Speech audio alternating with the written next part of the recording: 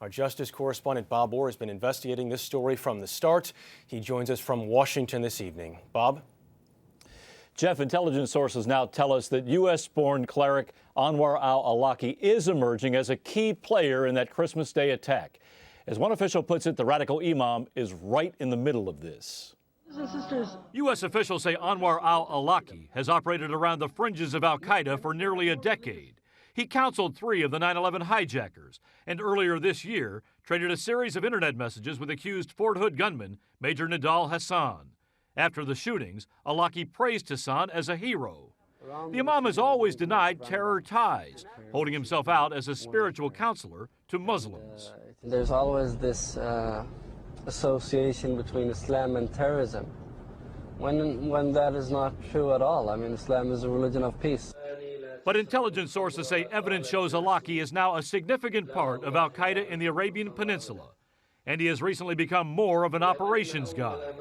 In the months before the attempted bombing of Northwest Flight 253, sources say Awlaki and the suspect Umar Farouk Abdul Muttalib had communications, and Abdul Muttalib told federal investigators that he met face-to-face with Awlaki in Yemen as part of his indoctrination. Investigators, though, still can't say exactly how big of a role Awlaki played in the plot. And Abdul Muttalib, who was talkative right after his arrest, has now stopped cooperating. But sources say the suspect has already provided a wealth of intelligence.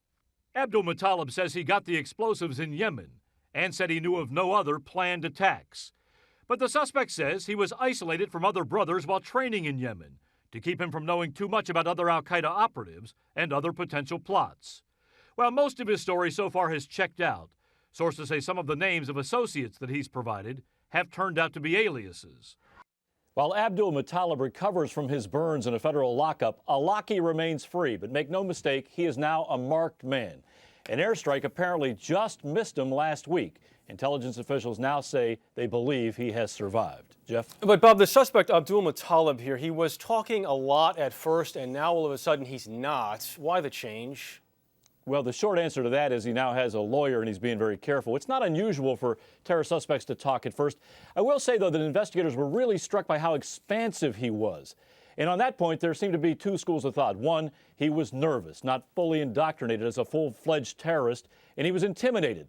But the other belief, what most people believe, is that he wanted to make it clear that he was a real player. He was intent on carrying out real jihad. Sources say, in fact, he sounded a little bit like he was bragging. Jeff? All right, Bob, we're in Washington tonight. Bob, thank you.